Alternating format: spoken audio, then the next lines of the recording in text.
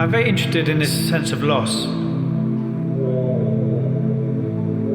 In a world changing so rapidly, it touches us all.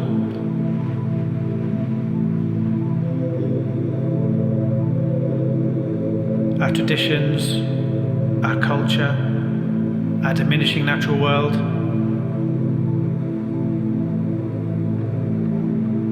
Underwater, I feel this really intensifies. The sculptures almost look like relics from a modern age.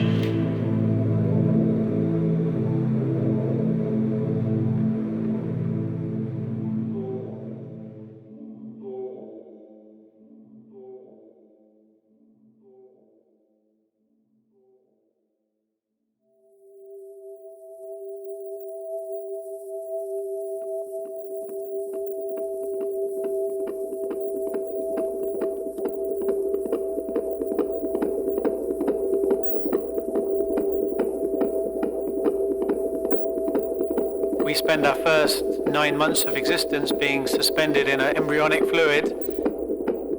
At that moment, babies can hear voices, they can hear music, they can see light.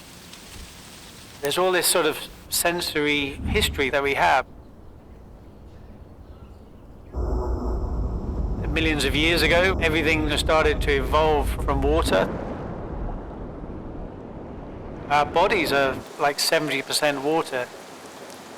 When you go underwater and you're suspended, it puts your mind into a different state that you feel like you're part of something.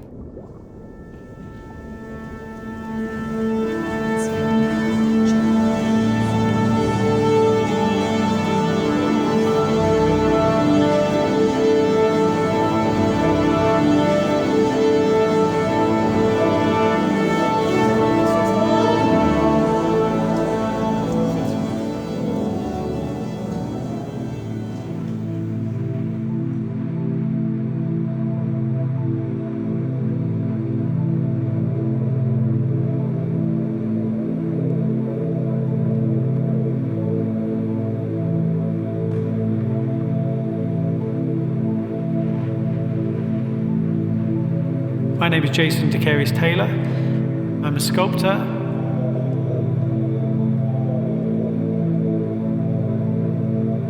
I specialize in making works that are installed under the water.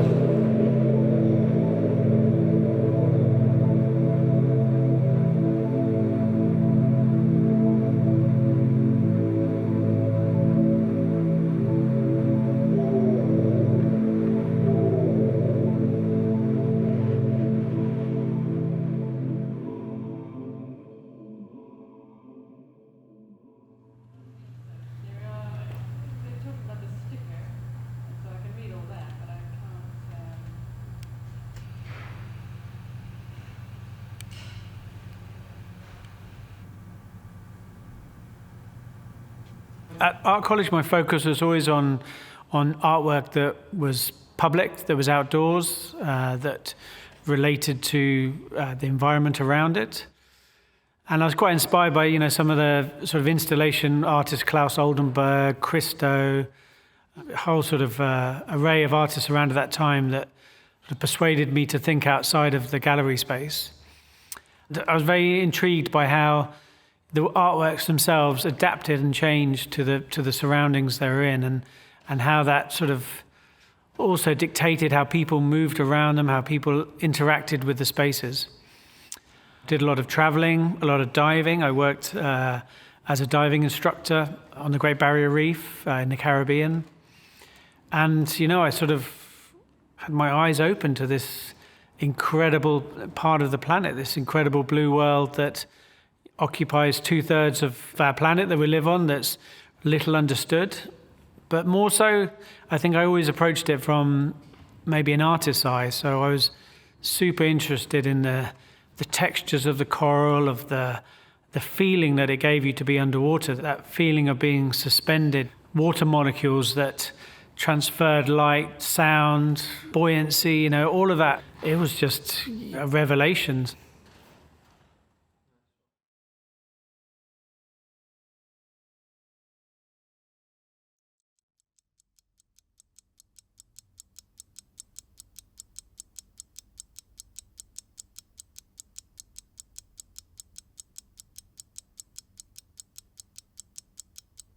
After I graduated, I did lots of different jobs, and I really remember how you became your job. Your colleagues, the workplace environment, the routine, it gradually changes you, it erodes you even. It just left you feeling empty, and that life was draining away.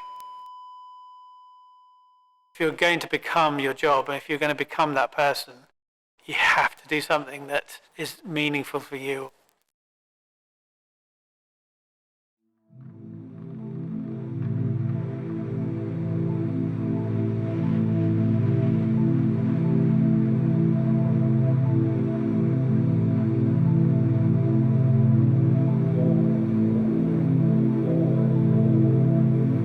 I was quite fortunate that without any kind of plan, I developed a skill set that allowed me to do that.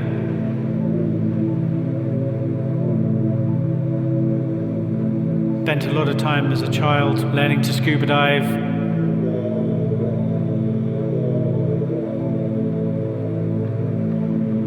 Working as an artist that specialised in three-dimensional works.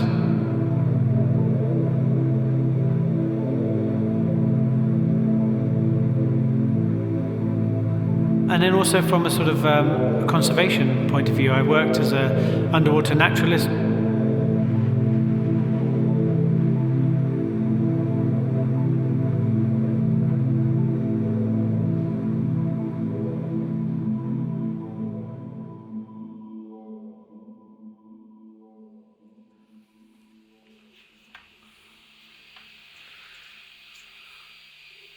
Sort of trying to give a little glimpse of what it's like to be underwater. All your light is refracted through the surface of the sea. And so depending on the conditions of the day, whether it's very wavy or still calm, affects how the light hits the objects. This piece is a replica of a sculpture that's in the ocean, and then I've put it into this copper sulphate and then passed electricity through it, and then the electricity has caused it to form all these different crystal structures, and then the whole piece is encapsulated in this resin. It shows how the light plays with the piece and how it changes according to the sort of ambient conditions. They look like little slices of the ocean pulled up with a sort of clear water on the side, and then the light refracted on the top. When I was living abroad and I was actually working in the diving industry, that I actually sort of reached a point where everything I'd been doing to that point it sort of seemed a little bit pointless, really, and I just realized that maybe everything I'd been working towards was a complete waste of time, and that actually I've just got this one short life, and I just have to start doing things that are meaningful. And so I thought I've always wanted to explore the work through the underwater world through sculpture, and I'd just try, and I'd just take a year off and do it, and have no expectations, have no end result in mind, have no way of supporting myself from it, but I just thought I'd do it.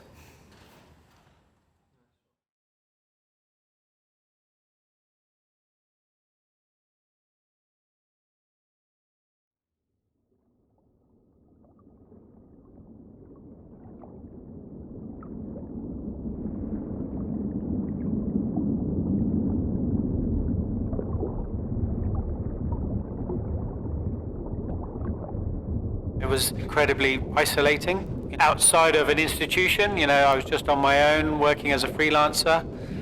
I did very basic things at the beginning, taking photographs of sculptures and then overlaying them into different underwater settings. I had no real sort of understanding about how it actually looked when it was finally placed.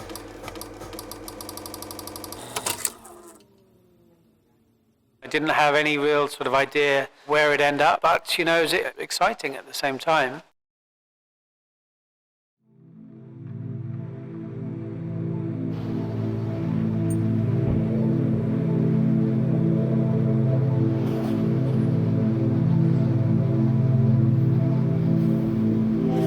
Now when when I install the sculptures, I have a dive team and lots of industrial equipment, but it wasn't always that way. When I first started, I only had an inflatable dinghy with oars. It was really risky.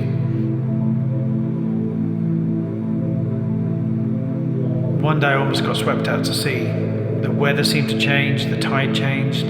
I only just made it back to land in time.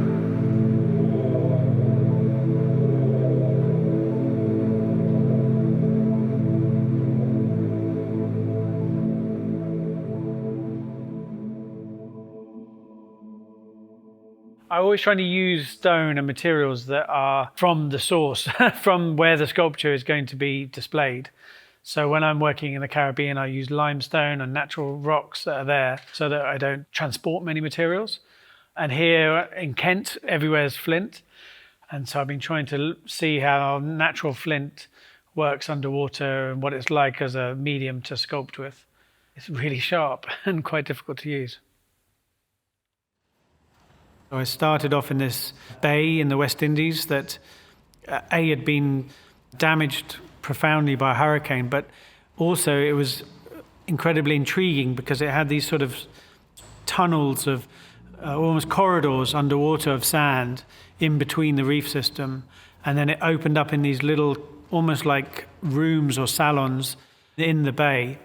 And so when I started working, and I got a permit very quickly from the government, who are very supportive, and it allowed me just to experiment. And I did this one particular piece that I put into this underwater setting. It was around 7 meters deep. It was a patch of sand. It was surrounded by this wall of coral, and you approached it, by walking down this, or swimming, I should say, through this underwater ravine, and then it just revealed itself at the end.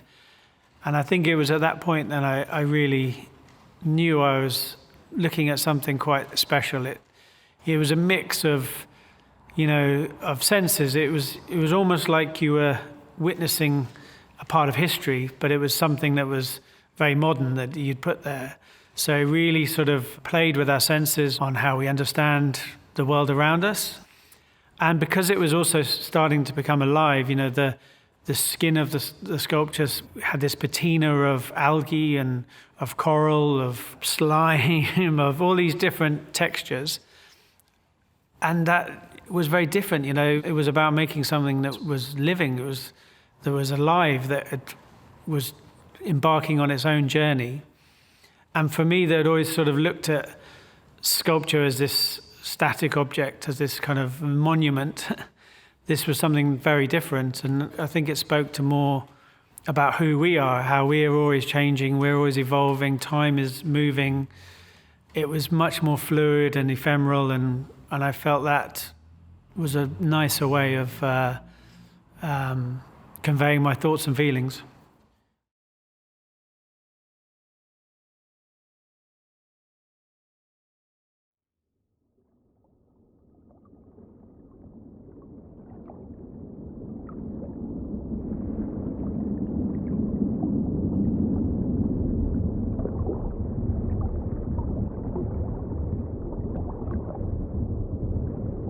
Working underwater is particularly daunting because it is so huge, and I speak to other artists and they get worried when they have to fill a white-walled gallery and they stress around it. Some of the projects I've done are like working in a desert where someone says make an installation that fills this area of desert, and you're like, oh my god, where do I start? There's so many different directions, there's so many things to explore and paths to take and avenues to look at.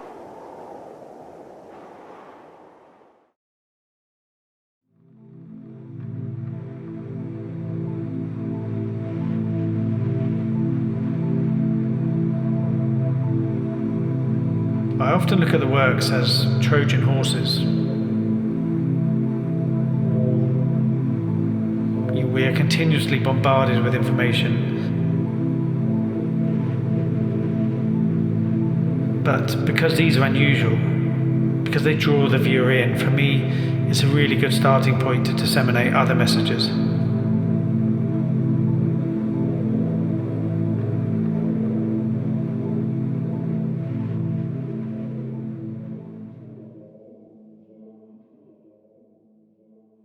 So all these different individuals are all live casts. They're all people that come to the studio. We do quite a traditional process where we cover them in plaster and alginate. That takes a very perfect, detailed copy of their bodies. A whole sort of different array of professions, students, doctors, all sorts of people volunteer. Each has a textured, pH-neutral surface with a grey stone-like patina that is ideal for colonization of marine life.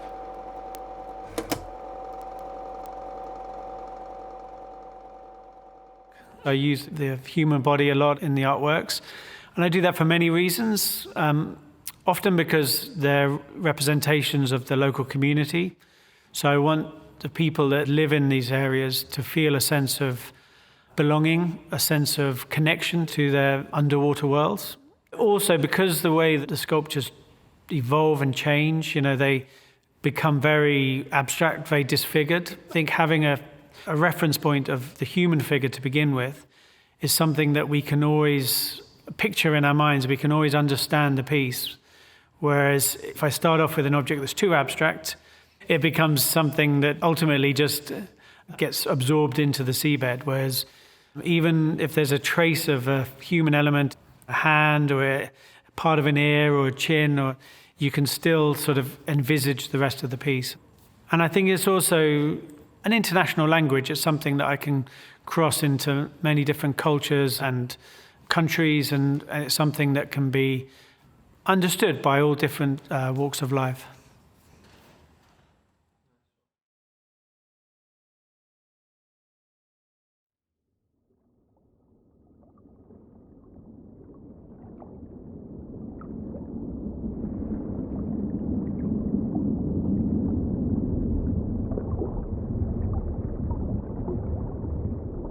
Central premise is to get people into water and feeling like they're part of the natural world again, feeling connected. We are nature ourselves. We're part of this natural environment, and our lives are dependent on the creatures that we're looking at.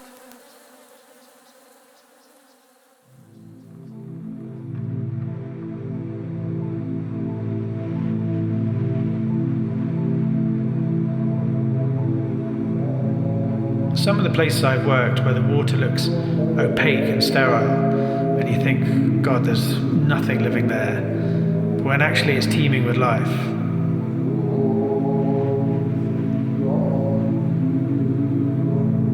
I think humanity has always tried to control nature, and I love the fact that this has been rebalanced in the works.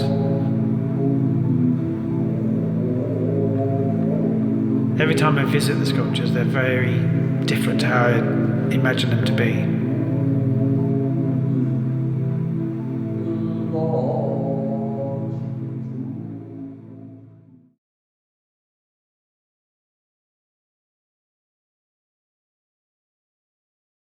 Quite often with the underwater works, there'll be a corresponding land exhibition, and this shows a little bit of the process of how they change and gets transformed. By passing the electrical current through it, it then starts to accrue these copper crystals on each of these parts. And it's something that you cannot make with a mold, so you can't cast that. There's no mold that you could fit in there and fill. And there's no foundry process that would be able to cast something quite this delicate as one unit. You could probably do little bits. And each one is very original, so I could ever in a million years replicate this. It's definitely unique. When you try to replicate what nature does, you always do a terrible job because it's such perfection that's been taking place over millions of years that it's totally impossible. So I sort of thought that I have to find a way to let nature take its course. The more I sort of went diving, I realized that there were certain textures that a certain species would attach to. I could also plant a little coral polyps that would also mean that area would grow out with more substance. And I also realized that some of the species underwater, if you actually provided a home for them, on some of them I actually put houses for sea urchins, And the sea urchins live in the base, and then at night they come out and they crawl across the artwork and they actually eat all the algae. And so when there's no algae, that allows some of the maybe more visually spectacular forms like the corals and the sponges, that allows them to start growing. So there are ways I can sort of dictate things, but ultimately my hand can never reproduce any of the beauty that's underwater.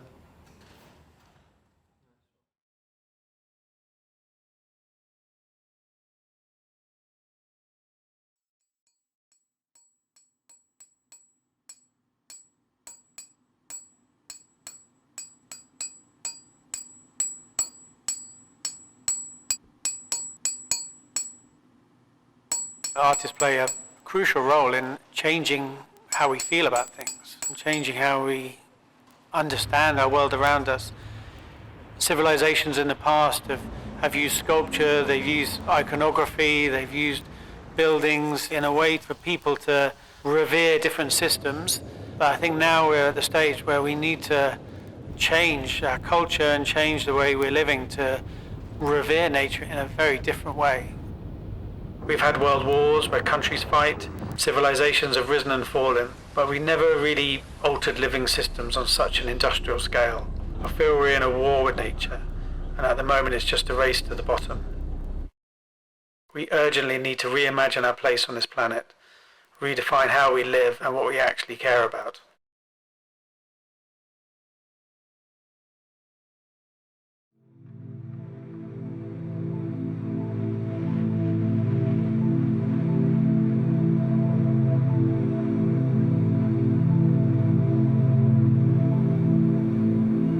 I'm very interested in this sense of loss. In a world changing so rapidly, it touches us all.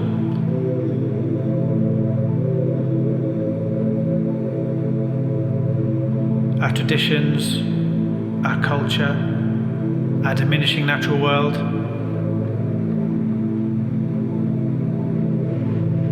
Underwater, I feel this really intensifies. The sculptures almost look like relics from a modern age.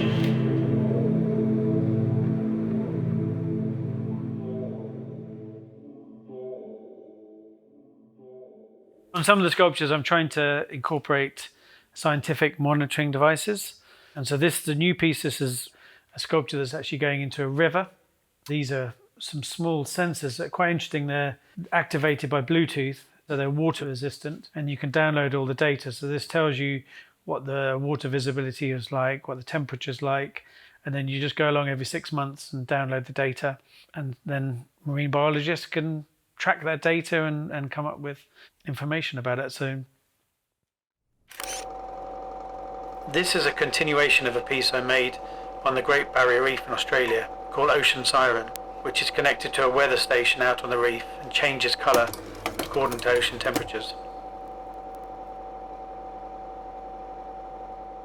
The works really are about changing our relationship to the natural world, and I think that's the sort of fundamental problem that humanity is facing. You know, I think all artists talk about their current time and what's happening in the world around them, and for me it's just this tragic loss, this tragic loss of how the world used to be, and each country I've worked and each place I've been, and everybody always recounts the same story. They said, oh, you should have come here 20 years, 30 years ago.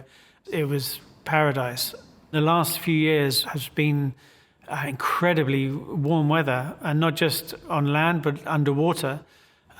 Sea temperatures have risen considerably, and there's just been unprecedented coral bleaching. I went to the Caribbean last year, and it was the warmest prolonged sea temperatures on record, and the reef was just dying in front of me. All these various colours of coral had just completely bleached and gone white, and it actually looked like it had snowed underwater. There was just this layer of deathly white that covered the reef, and I've never seen it before, and it was so dramatic.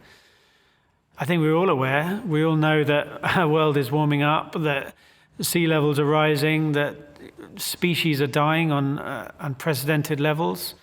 and humanity is a threat to ourselves. But we're not motivated, and I think that's because we're aware of statistics, but I don't think we feel emotionally connected enough. And I think that's, how religion has worked for centuries, it hasn't persuaded people with bar charts and facts and figures, and it's connected with people spiritually and emotionally, and has been able to influence them in that way. And I think we need to do the same thing from an environmental point of view. We have to convince people that we're part of this beautiful world and it needs a fundamental reset of our relationship.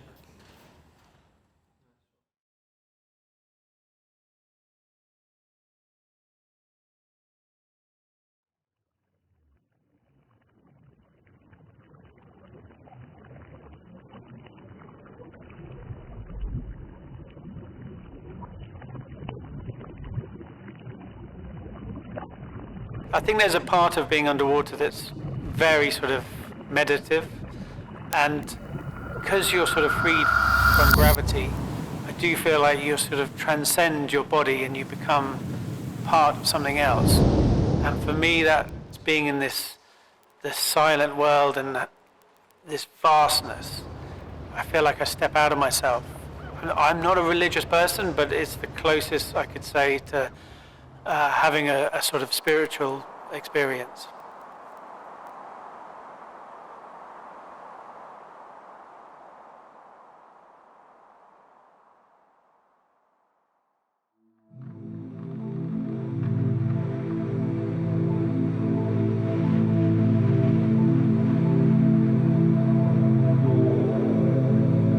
Ultimately, I want to produce an underwater cathedral that you could go into where you could truly sort of revere nature in all its glories.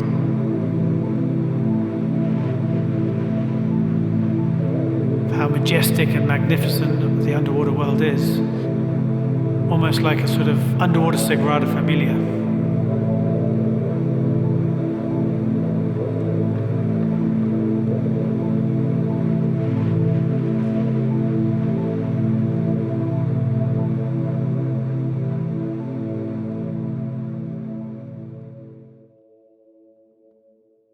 This is a similar idea, but different, where we pour molten aluminium into a mold, where the mold has got water inside it, and the water causes the aluminium to explode and form all these kind of intricate shapes. Again, we try to dictate it a little bit with the mold, but we still don't know whether it's going to explode here or this bit's going to seep out or however it is. So I quite like that. The water dictates how it's going to finally come out.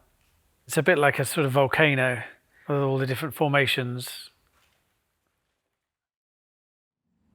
I don't believe in God, but I can walk into a church, into a temple, into a mosque, and I can feel how sacred the space is, and I can feel how important it is.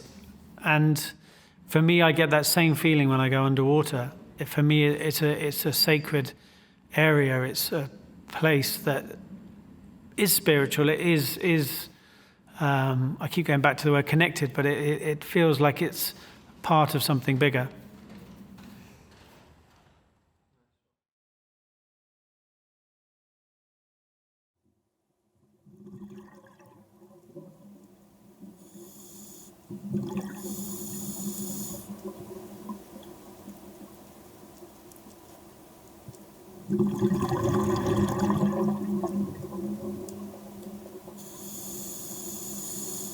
I often go diving by myself. If you do it at night when there's a full moon, you can actually see quite a lot underwater with the light coming through the surface, and it illuminates little parts of the reef and little parts of the seabed. If I have enough air and the conditions are suitable, then I will try to lay down on the ocean floor and just close my eyes and just breathe.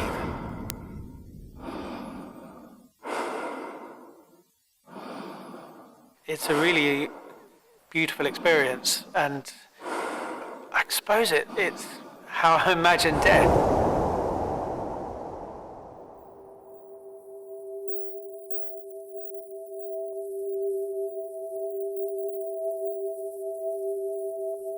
Quite calming and